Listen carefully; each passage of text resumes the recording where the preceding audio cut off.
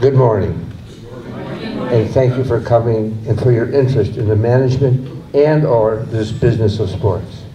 And as you will hear, it takes a management team to make a sports business.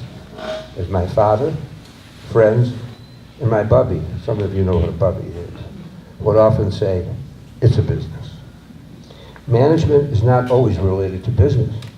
There's management of time, of people, property, cities, states, even countries.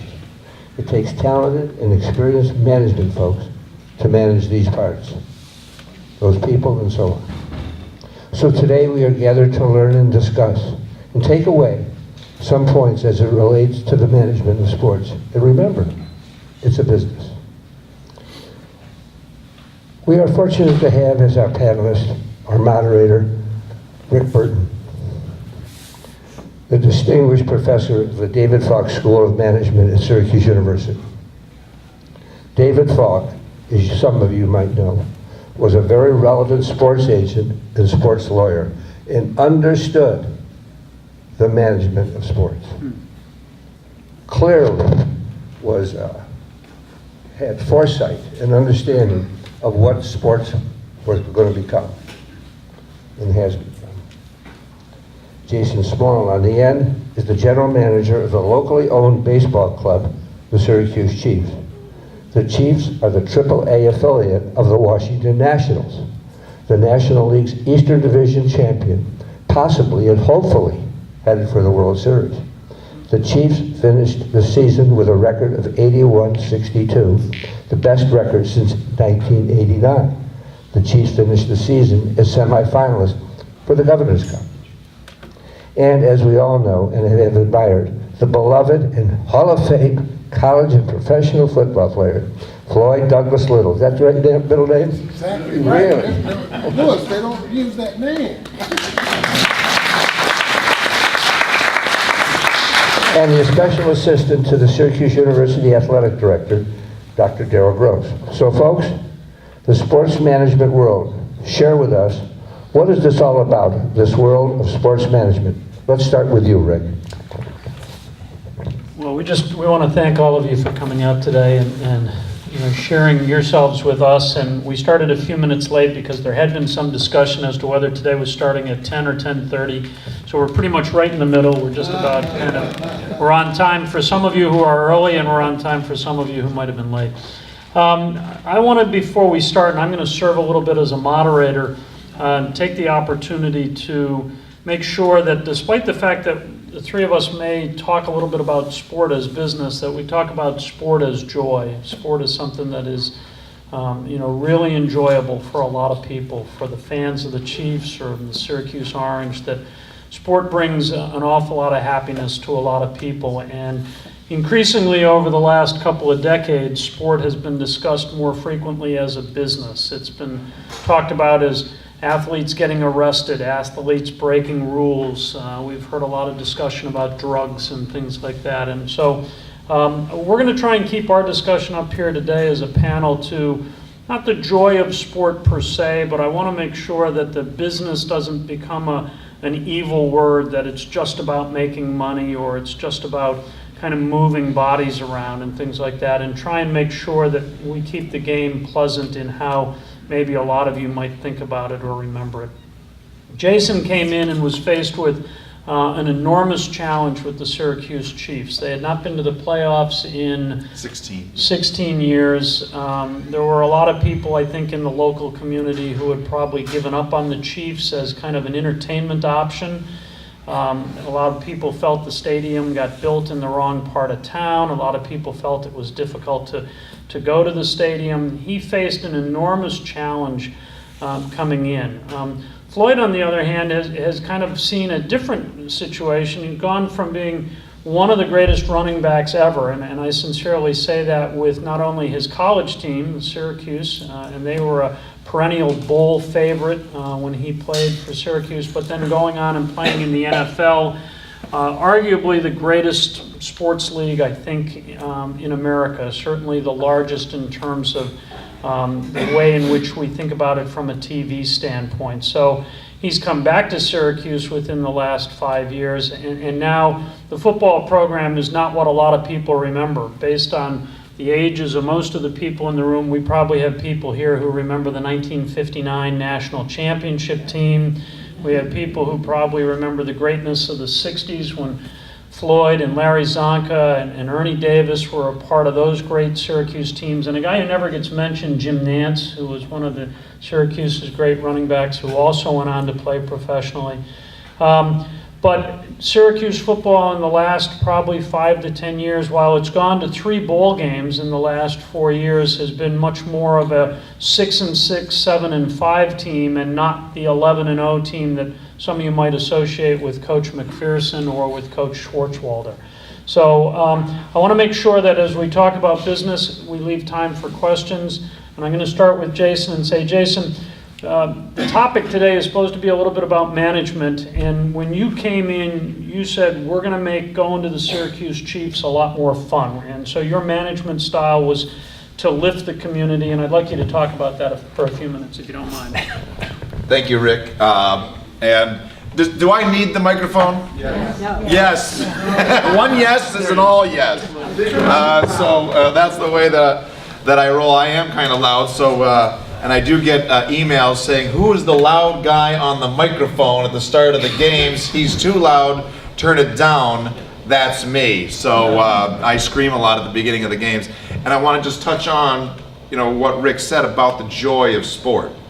The reason I work in sport is because of the joy of sport. You're supposed to do a job that you love to do, that you love to go to work to every day. And when I started as an intern in sport for the Watertown Indians and just had a great time, I said, that's what I want to do. So at the end of the game, I stand out front and I shake everyone's hand, I thank them for coming, and you see the little kids come out with the foul balls. You see the little kids and their parents. I say, did you have fun? And they said, we had a blast, we had a great time. And they have a smile on their face, and their grandparents have a smile on their face, and their mom and dad sometimes have a smile on their face, and that's why I do what I do. It's not because I like to tell people to clean toilets or sell fence signs. It's because we get to change people's lives because they can escape for 3 or 4 hours and build memories as a family. That's why I choose to work in sport. So that said, we faced a tremendous challenge taking over the Chiefs. We talk about not making the playoffs, but the business side of the Chiefs is that the team had lost $1 million in 2013, which is, and had been losing money for years beforehand. The Syracuse Chiefs might be the only one that have been around nearly as long as Syracuse University. We've been in some way, shape, or form playing professional baseball in Syracuse since 1888. So the Chiefs have been around. They were the Stars, they were the Chiefs, they were the Sky Chiefs, they're back to being the Chiefs again. So the Chiefs have been around for a long, long time in lots of different forms. And there's 3,911 owners of the Syracuse Chiefs. Are there any owners of the Syracuse Chiefs in this room? Does anybody have a share of stock? There's an owner. There's an owner. Lewis is an owner. Covey. So my father is an owner of the Syracuse Chiefs. He bought 1 share in 1967 for $10 and thought he was a savvy investor. His share is not going to help him retire in any way, shape, or form. But that was the challenge, is how do you take a team that lost $1 million and keep them in this community? It's the business of that. And I thought that being from Syracuse, living 3 miles away from the stadium, when I was approached to come and interview to take over the team, to lead the team, they asked me what I thought of the Syracuse Chiefs. And Lewis will appreciate this. I didn't say this verbatim, but basically the Chiefs were a bunch of schmucks. It was no fun to go to the Syracuse Chiefs. I lived 3 miles away from the stadium, and I chose to bring my 2 children and wife to Auburn to go to the Double Days because it was more quaint, it was more family friendly. That's where I chose to spend my dollar. I drove 35 miles away to spend my money versus 3 miles. Why did I not go with my friend who lives down the street from me to a baseball game? I'm 45 years old. We could go to a baseball game. He and I used to go as high school classmates with our friends, and now we can go and actually have a beer and watch a baseball game and get away from the kids for a little bit. We never did it. So why didn't we do that? That was the culture that needed to change. The Chiefs were about baseball. I am not necessarily about baseball. I'm about the family experience, the ability to go to the ballpark, become the affordable family option for the community in the summer months, and have a great time, get a giveaway, see fireworks, have a hot dog, have some French fries. And by the way, there is professional baseball going on, and you will see somebody playing in the World Series this year that played in Syracuse, guaranteed. You will see there's now 8 people on the Washington Nationals that played in Syracuse this year. 80% of the Washington Nationals roster was at Syracuse at some point in their career.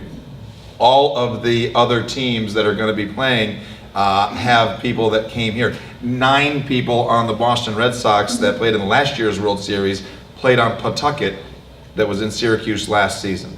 So there is tremendous professional athleticism that goes on that field, the second highest level of baseball. The Syracuse Chiefs, if you put them in a cornfield and gave them black uniforms and gave the New York Yankees white uniforms, you would not know the difference. That's how good the baseball is. But the baseball fans have gone away. So now we attract a different kind of fan, and it's family fun, and that's the culture that we wanted to change for the business of baseball in Syracuse. What a great answer. I'm going to have to be careful about letting him have the mic at all. Floyd, I mentioned that you were a part of great teams both in Syracuse and Denver. You've come back to Syracuse within the last few years. Fans always want to win more games, but how hard is it to turn around a college football team, and what are the factors you look for? When I came by your office this morning, you were sitting with a young running back and you were giving him encouragement. These are college students. These are kids that are on their way up. So what are your thoughts on not only turning around a team, but instilling that concept that this can be a great football town again? Well, at the outset, let me say thanks for being here. And obviously, you're all sports fans. And we love sports fans. Many of you over the years have seen me play.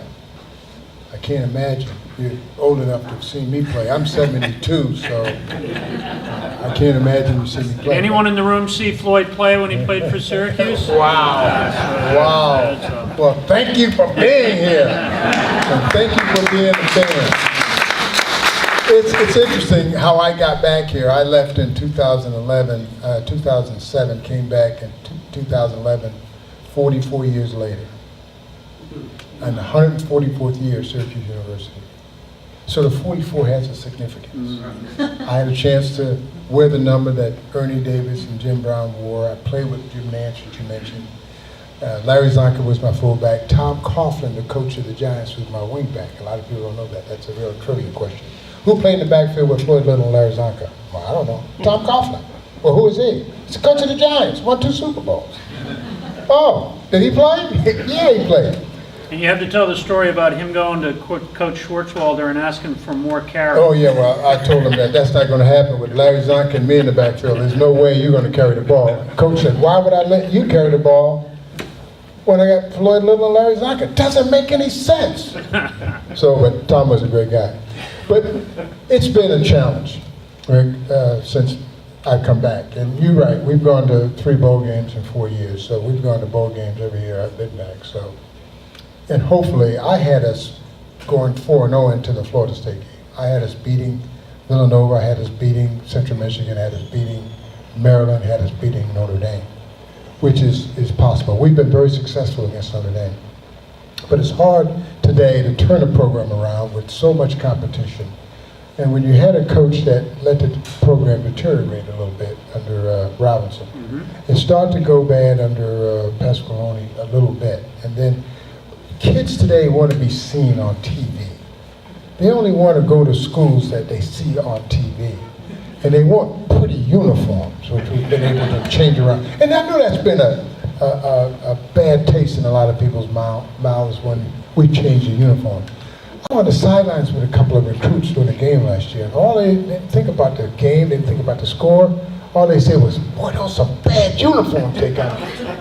Well, it didn't matter to me. I wore the same pants, the same shoes, same helmet, same jersey, and it didn't matter. It matters today to young people. It matters the kind of uniform that they wear. It matters how much exposure they get. They're only thinking about down the road. Our goal as administrators at Syracuse University is to focus on their academics. We need to make sure we have players that really have an interest in graduating. Our APR, our graduation rate, that's what we focus on. I mean, we want to be able to win. And it was Vince Lombardi, and I know you all remember Vince Lombardi, the famous coach from the Green Bay Packers, who said winning is not a sometimes thing, it's an all the times thing. You don't do things right once in a while, you don't win once in a while. Winning is a habit, unfortunately, so is losing. And we got into a habit of losing. And it's hard to change that whole process around. Now, I think we have a coach that really is a very inspiring, inspirational coach that has done a great job. I think he's responsible for the wins, the bowl wins. Defensively, we played well, and that was under Coach Scott Schaefer. I see him at practice. I see him in the locker room. I see him hollering and screaming at the kids for making mistakes like we did against Maryland, a game we should have won with 500 yards, almost 600 yards, and to have the 3 turnovers that cost us the game. But I heard him in the locker room yelling and screaming like most coaches would. And then at the end of it, he stands up and puts his arm out and says, but I love all of you. And we don't have enough of that in coaching, to love your players. These are collegiate players. These are professionals. These are guys that are here to get an education. And we have to focus on that, in my opinion, is the #1 reason why they're here. And I think we've done a decent job of that. But at the same time, we want to compete at a level where we're recognizable like we used to be on a national scale. I think they did a decent job last year. You're right, we're not winning enough games. We're not having the kind of exposure that we will have this Saturday. We're going to have exposure this Saturday as a nationally televised game. 8:30, the whole world can see us. This is the opportunity for us to step up. Now you want better recruits, now you want better opportunity, you want TV exposure. The players have to step up now and show who we are, what we are. We're SU. We want the world to know we're SU. We're playing a ranked team. Notre Dame is always ranked, but we're better than Notre Dame. I watched them play against Purdue, who Central Michigan ran all over. And we have an opportunity to win. We have to step up and be a kind of team that you used to seeing. A team that's competitive, that won't quit. And with a coach like Scott Schaefer, they won't quit. They won't lay down. We just have to eliminate or minimize the errors and mistakes. And you make mistakes when you're really trying too hard. Let's try a little less and be more consistent and make the right plays. This is what I think you'll have a chance to see this week. I think the guys will come up within themselves, and I think we'll play better. But he mentioned the fact that I was talking to one of the players today. I don't want to dominate the time, Rick. No, keep going. I just really want to talk about my role at Syracuse University. And my role as a special assistant to the athletic director is to get an opportunity to get out to meet and greet and talk to those people that have been supportive of Syracuse University for 100 years. I enjoy. I've had 3 careers in my lifetime. One is a professional football player for almost 10 years. The other as an automobile dealer for 32 years. And here 4 years, Syracuse University. And this is my favorite. My favorite. You wouldn't believe that this is my favorite. That's because there's less pressure. No. Louis, I get up every morning and I say, today is the best day of my life and tomorrow has got to be better. I get a chance to change a life. I get a chance to influence. I get a chance to mentor. I get a chance to talk with people like I was talking this morning about their future and how to prepare. I mean, I talk about the GPS, and I'm going to spend just a minute on that. The GPS, everybody thinks, is global positioning system. My GPS is the grace that you've been blessed with. That's the G and the G. The P is the passion. That all of us have a different passion. And the S is for the skill we acquire in our lifetime to fulfill that passion so we can fulfill our grace. When you find out why you're here, what God's purpose is for you on this earth, your whole life changes. And that's what I impart to all of the athletes that come to see me.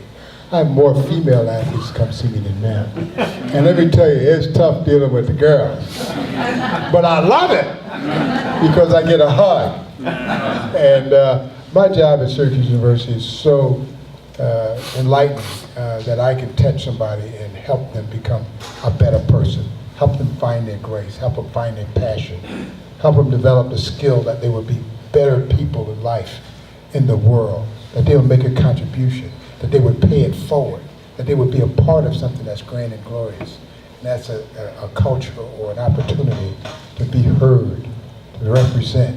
I mean, this is I'm telling you, every morning I wake up, I can't wait to go to my wife says, why are you all interested in going to work? Because I'm going to meet some people today that I'm going to be able to influence and going to help them become better people. And having a chance to meet people like you that supported me and Syracuse University over the years. This is, for me, this is the greatest time of my life, to be around people who understand, who I see, who I've known for years, who have been supportive for years. You don't get this every day. You don't get a chance to laugh and smile and be inspired by people. I do.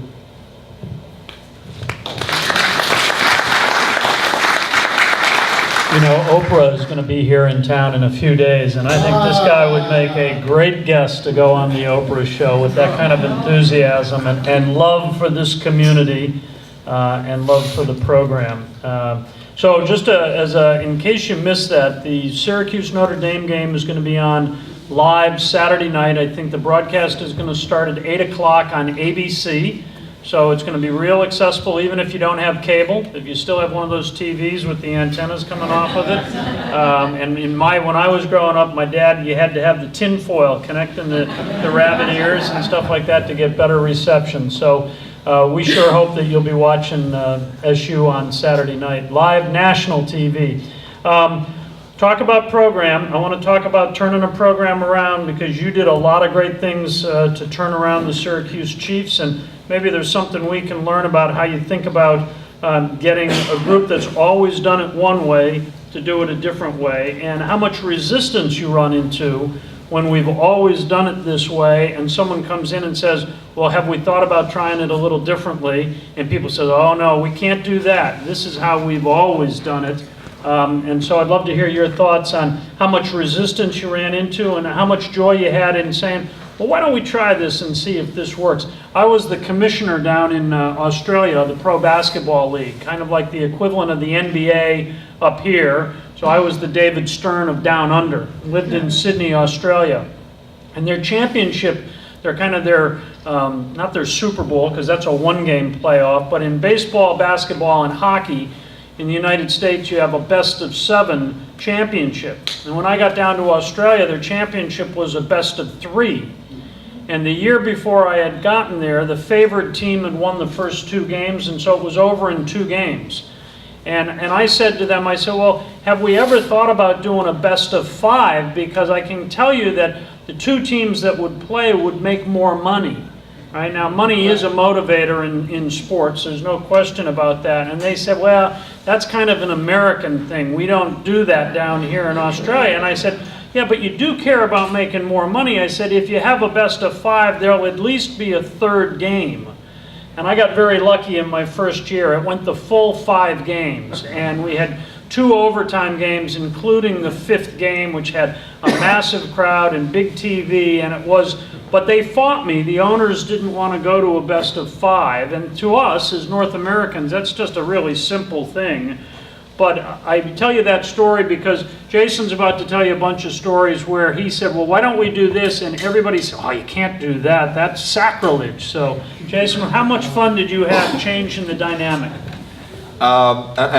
Thank you. And it's interesting, the dynamic that had to be changed. And there's resistance. The Chiefs have been doing it specifically one way for the last 20 years. And then, the last 40 years since the community ownership portion of it. The thing about the Chiefs is that there is no owner to go to for cash. There is no, there's 3,911 of them that we can call up and again, they spent $10 40 years ago.